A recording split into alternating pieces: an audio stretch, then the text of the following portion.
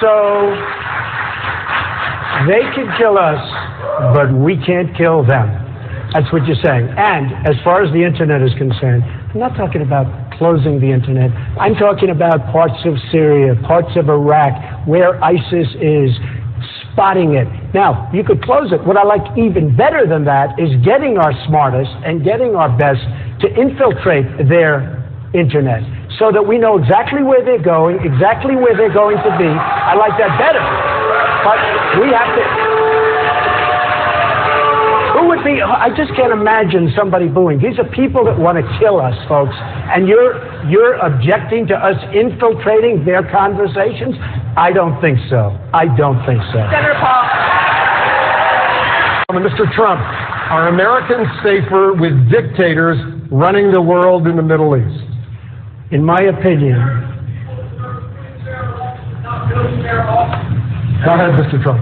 In my opinion, we've spent $4 trillion trying to topple various people that, frankly, if they were there and if we could have spent that $4 trillion in the United States to fix our roads, our bridges, and all of the other problems, our airports, and all of the other problems we have, we would have been a lot better off. I can tell you that right now. We have done a tremendous disservice, not only to the Middle East, we've done a tremendous disservice to humanity. The people that have been killed, the people that have been wiped away, and for what? It's not like we had victory. It's a mess. The Middle East is totally destabilized, a total and complete mess. I wish we had the $4 trillion or $5 trillion. I wish it was spent right here in the United States on our schools, hospitals, roads, airports, and everything else that are all falling apart. Wow, that is exactly what President Obama said. Go ahead.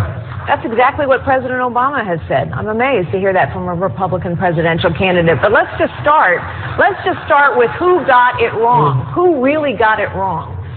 Hillary Clinton has gotten every foreign policy challenge wrong. The gimmicky red reset button with Vladimir Putin. Recall that she called Bashar al-Assad a positive reformer, and then she opened an embassy. And then later she said over and over and over again, Bashar al-Assad must go, although she wasn't prepared to do anything about it. Recall that Hillary Clinton was all for toppling Muammar Gaddafi, then didn't listen to her own people on the ground. And of course, when she lied about the terrorist attack in Benghazi, she invited more terrorist attacks.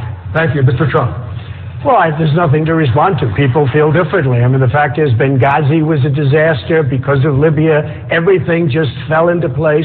It could not have been worse. What do we have now? We have nothing. We've spent $3 trillion and probably much more. They have no idea what we spent. Thousands and thousands of lives.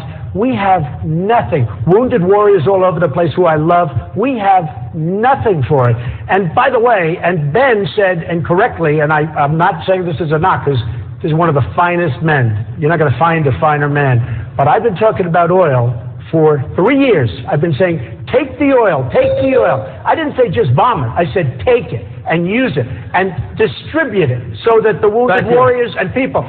But I've been saying this now for many years. Now, all of a sudden, everybody's saying take the oil. It wasn't so fashionable to take the oil 6 months ago. I've been saying it for years. Dr. Carson, is the Middle East... Mr. Trump, yes. We are talking about the most important thing. That's why it's heated. And you're okay with Mr. Assad staying in power.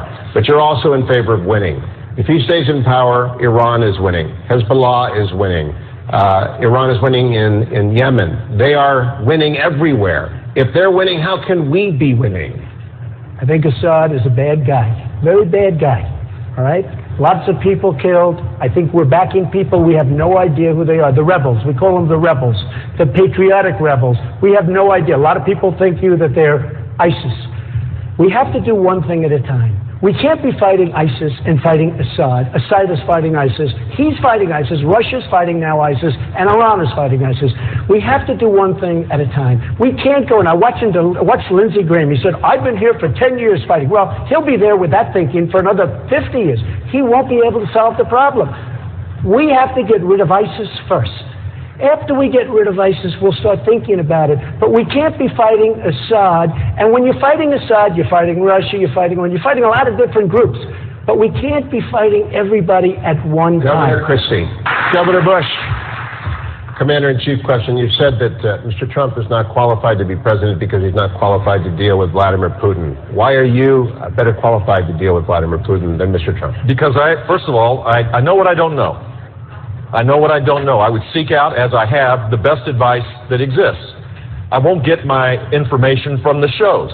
I don't know if that's Saturday morning or Sunday morning. I don't know which one. I will seek out the best advice, and I will create a strategy, and I will persuade the American people what the role of America should be. I've laid out a policy of rebuilding our military. All of the talk that we're saying here, most of which I agree on, frankly, requires a much stronger military. We now have a lack of readiness that is quite scary. We have planes that Harry Truman inaugurated, the B-52. We have the Navy has been gutted and decimated. The readiness of the Marines is way down. If we're serious about America's leadership in the world, then we need to make sure that we have the back of the armed forces. The Armed Forces Radio is here listening to this today. I hope they know that if I'm president, I'll be a commander-in-chief, not an agitator-in-chief or a divider-in-chief, that I will lead this country in a way that will create greater security and greater safety. Mr. Trump. I think it's very sad that CNN leads Jeb Bush, Governor Bush, down a road by starting off virtually all of the questions. Mr. Trump this, I think it's very sad. And frankly, I think it's very sad. And frankly, I watched the first debate, and the first long number of questions were, Mr. Trump said this, Mr. Trump said that, Mr. Trump.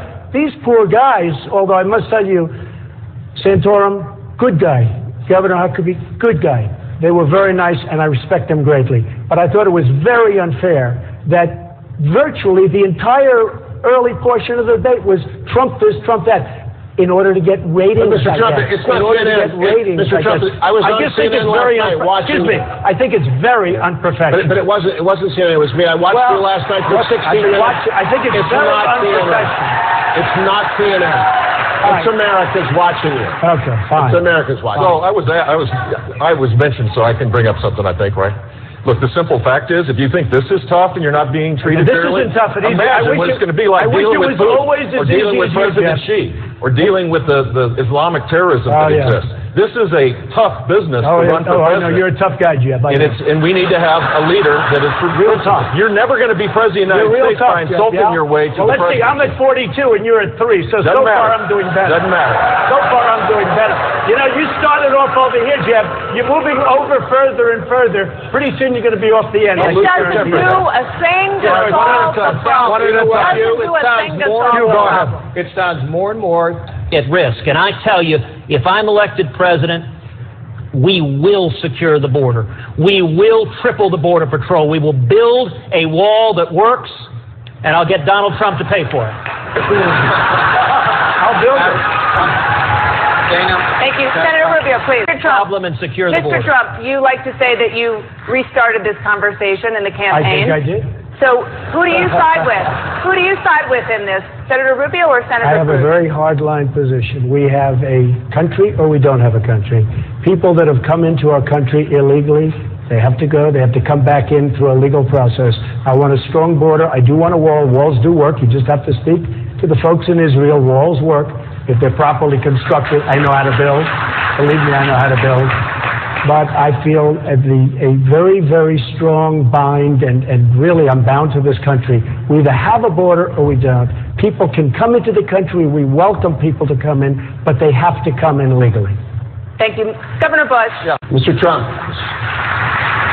Dr. Carson just referenced the single most important job of the president, the command, the control, and the care of our nuclear forces. And he mentioned the triad. The B-52s are older than I am. The missiles are old, the submarines are aging out. It's an executive order. It's a commander-in-chief decision. What's your priority among our nuclear triad? Well, first of all, I think we need somebody absolutely that we can trust, who's totally responsible, who really knows what he or she is doing, that is so powerful and so important. And one of the things that I'm frankly most proud of is that in 2003, 2004, I was totally against going into Iraq because you're going to destabilize the Middle East. I called it. I called it very strongly, and it was very important. But we have to be extremely vigilant and extremely careful when it comes to nuclear. Nuclear changes the whole ballgame. Frankly, I would have said, get out of Syria, get out. If we didn't have the power of weaponry today, the power is so massive that we can't just leave areas that 50 years ago or 75 years ago we wouldn't care. It was hand-to-hand combat. The biggest problem this world has today is not President Obama with global warming, which is inconceivable. This is what he's saying. The biggest problem we have today is nuclear proliferation, and having some maniac, having some madman go out and get a nuclear weapon. That's, in my opinion, that is the single biggest problem that our country faces. Of the three legs of the triad, though, do you have a priority? Because I want to go to Senator Rubio after that. I think to me, nuclear is just the power, the devastation is very important to me. Senator. Mr. Trump, just this weekend you said Senator Cruz is not qualified to be president because he doesn't have the right temperament and acted like a maniac when he arrived in the Senate. But last month, you said you were open to naming Senator Cruz as your running mate. I did. So why would you be willing to put somebody who's a maniac one heartbeat away from the presidency? But I've gotten to know him over the last 3 or 4 days. He has a wonderful temperament. He's just fine. Don't worry about it. Okay. Senator Cruz, you have not been willing to attack Mr. Trump in public, but you did question his judgment in having control of... Mr. Trump, my listeners tell me again and again they're worried that Hillary Clinton will win the White House because you run as an independent. Are you ready to reassure Republicans tonight that you will run as a Republican and abide by the decision of the Republicans? I really am. I'll be honest. I really am. I mean, people have been putting me to test. I really am. Dr. Person. Can I just... Oh, please. I've gained great respect for the Republican leadership. I've gained great respect for many, and I'm going to even say, in different forms, for the people on the dais. In different forms. But I have great respect for the people I've met through this process. I've never done this process before. I've never been a politician. For the last 6 months, I've been a politician.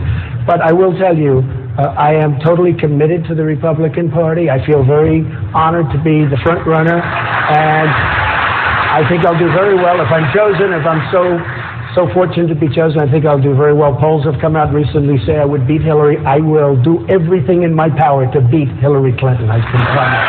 Dr. President, Mr. Trump, our country doesn't win anymore.